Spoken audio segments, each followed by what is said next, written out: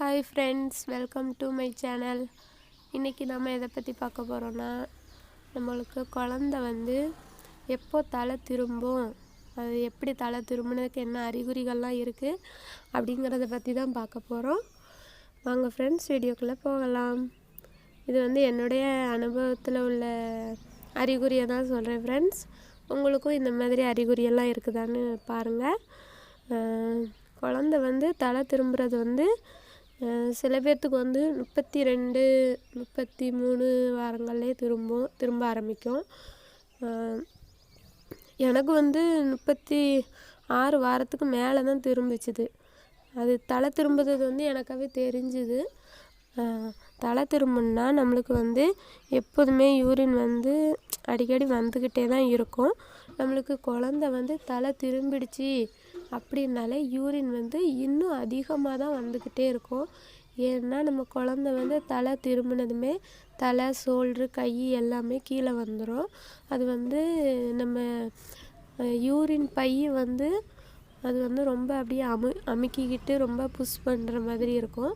அதனால தான் அந்த பையை அமுக்க நம்மளுக்கு யூரின் போயிட்டே இருக்கணும் போலவே தோணிகிட்டு இருக்கும். அந்த மாதிரி அடிக்கடி நீங்கள் யூரின் போயிட்டு இருந்தீங்க அப்படின்னாலே நம்மளுக்கு குழந்த தலை திரும்பிடுச்சு அப்படிங்கிறத கவனிச்சுக்கிடலாம். அதனால் நீங்கள் பயப்படலாம் வேண்டாம், ஓயாமல் யூரின் வருது அப்படின்னு. நீங்கள் யூரின் வரும்போதெல்லாம் யூரின் போயிட்டு வந்துக்கோங்க. அதுக்கப்புறமா என்ன அறிகுறின்னா, நம்மளுக்கு எப்போதுமே இப்போ குழந்த நம்மளுக்கு வயிறு பெருசானதுமே நம்ம மார்பகமும் நம்ம வயிறும் அப்படி ஒரு டச்சிலே இருக்கும். ஆனால் குழந்த தலை திரும்பிடுச்சு அப்படின்னாலே வயிறு கீழே இறங்கிரும். நம்ம மார்பகத்துக்கும் வயிறுக்கும் ரொம்ப கொஞ்சம் கேப் கிடக்கும். நம்ம உட்காந்துட்டு இருக்கும்போதே நம்ம அதுக்கு முன்னாடி வயிறு அதில் இடிச்சிட்ருக்கோம்ல. நம்ம உட்காந்துட்டு இருந்தோம்னா வயிறு பெருசாகி அதில் இடிச்சிட்ருக்கோம்ல. அதுக்கப்புறம் நம்மளுக்கு தலை திரும்பிடுச்சுதுன்னா அந்த நெஞ்சுக்கும் வயிற்றுக்கும் கேப் இருக்கும். அந்த வயிறுமே நம்ம வயிற்றில் மேலே பார்த்திங்கன்னா உங்களுக்காகவே தெரியும். வயிறு அப்படி புஷ்ஷுன்னு நம்மளுக்கு அது தொட்டு பார்த்தா கொஞ்சம் கல் மாதிரி இருக்கும். அது குழந்தை இருக்கிறது நம்மளுக்கு தெரியும்.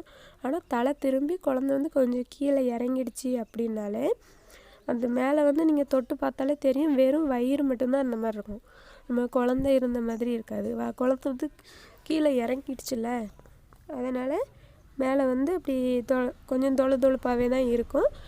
அதுக்கப்புறமா அந்த கொப்பளுக்கு கீழே குழந்த அப்படி நிற்கிறதா உங்களுக்கே தெரியும். அசைவு கொப்பளுக்கு கீழே தான் இருக்கும், மேலே இருக்காது.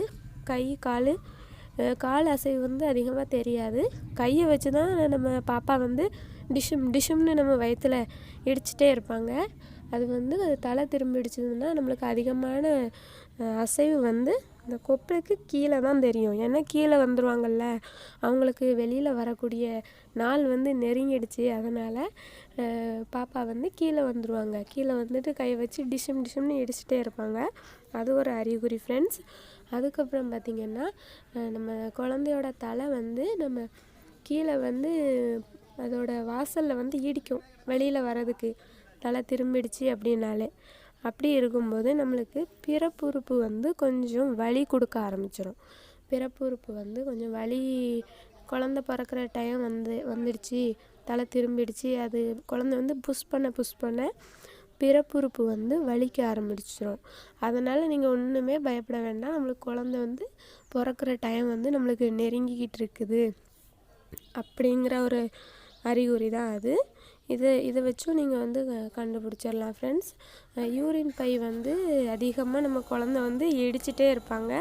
அதனால் அதிகமாக யூரின் வரும். இதுதான் ஃபஸ்ட்டு நம்ம தலை திரும்பிடுச்சு அப்படின்னாலே அதிகமாக யூரின் வரும்.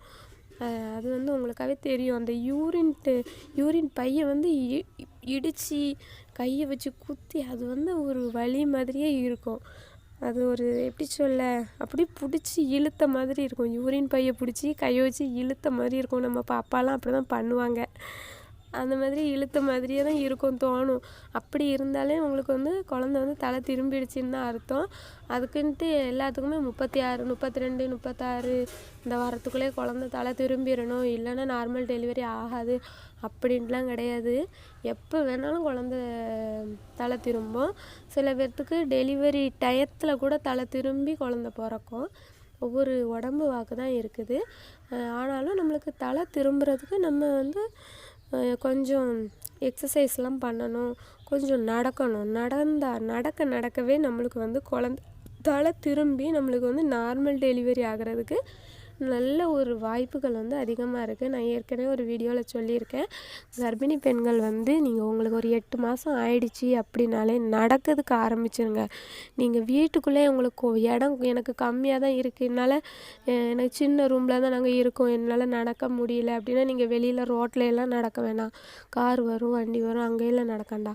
சின்ன ரூம்பாகவே இருந்தாலும் அதில் ஒரு இடத்த நீங்கள் செட் பண்ணி வச்சுக்கோங்க. இங்கேருந்து அங்கே, அங்கேருந்து இங்கே, இங்கேருந்து அங்கே, அப்படியே சும்மா நீங்கள் நடந்தாலே உங்களுக்கு வந்து தலை வந்து ஈஸியாக திரும்பிடும். அதுக்கப்புறமா தண்ணி வந்து அதிகமாக குடிங்க. தண்ணி குடிக்கிறதுல தான் நம்ம குழந்த வந்து நல்லா தண்ணியில் தான் நம்ம குழந்த கிடக்கும். தண்ணி சத்து வந்து கம்மியாயிடுச்சுன்னா குழந்தைக்கு வந்து மூச்சு திணறல் மாதிரி வந்துடும் வயிற்றுக்குள்ளே. அதனால் தண்ணி வந்து எப்போதுமே குடிச்சிக்கிட்டே இருங்க. தண்ணி சத்து மட்டும் குறையக்கூடாது. அது ஹீமோக்ளோபினும் குறையக்கூடாது. அதனாலுமாவது நம்மளுக்கு ப்ளட்டு ஏற்றிடுவாங்க. ப்ளட்டு ஏற்றினாலும் நம்மளுக்கு டெலிவரி பண்ணிடுவாங்க. எனக்கு ப்ளட்டு ஏற்றணும். எனக்கு வந்து 3 பேபி, எனக்கு 3 குழந்தைங்க. அதுலேயும் 2 குழந்தைங்களுக்கு நல்ல ப்ளட்டு இருந்துச்சு.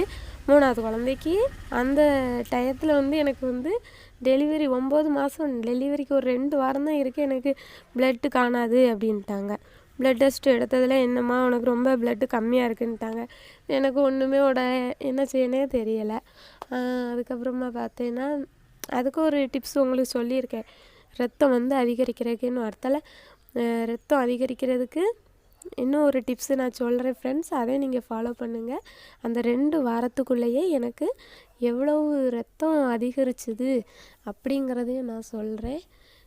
ஓகே ஃப்ரெண்ட்ஸ், இந்த மாதிரி நீங்கள் தலை திரும்பினதுக்கு உங்களுக்கு இந்த அறிகுறிகள்லாம் இருந்துச்சுன்னா உங்களுக்கு தலை திரும்பிடுச்சு, குழந்த பிறக்க அதிகமான வாய்ப்புகள் இருக்குது அப்படிங்கிறத நீங்கள் கவனிச்சுக்கோங்க ஃப்ரெண்ட்ஸ். ஓகே ஃப்ரெண்ட்ஸ், இந்த பதிவு பிடிச்சிருந்துச்சின்னா நம்ம சேனலை மறக்காமல் சப்ஸ்கிரைப் பண்ணுங்கள் ஃப்ரெண்ட்ஸ். ஓகே, பாய்.